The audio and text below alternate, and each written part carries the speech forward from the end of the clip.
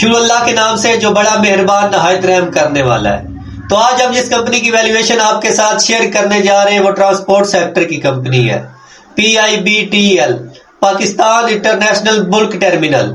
हम आपके साथ इसकी वैल्यूएशन शेयर करेंगे। हमारी वैल्यूएशन के हिसाब से किस जगह से इस कंपनी का शेयर बाय करना चाहिए। इस वक्त मार्केट कैप इस कंपनी का चल रहा है 14 अरब रुपए। इसके अलावा इसके जो फ्री फ्लोट शेयर है वो तकरीबन 45% है। जब मैं ये वीडियो रिकॉर्ड कर रहा हूँ इस वक्त इसकी जो शेयर प्राइस है वो तकरीबन 8 रुपए है। इसके अलावा इसकी जो बुक वैल्यू है वो 9.80 है। EPS इसने 18 पैसे लेके आई है माइनस में, जिसकी वजह से इसकी प्राइस टू अर्निंग रेशियो है वो बहुत ज्यादा कम हो गई है, तकरीबन -11 रुपए हो गई है। इसका इस वक्त जो बीटा है वो 1 से ऊपर है। इसका जो रिटर्न ऑन इक्विटी है वो 9% है और रिटर्न ऑन एसेट जो इसका है वो तकरीबन 5% है।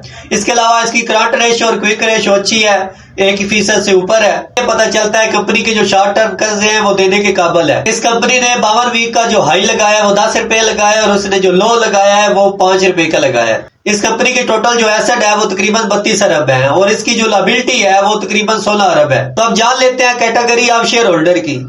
जो सबसे ज्यादा एसोसिएट कंपनी के पास तकरीबन ये 43% बनते हैं।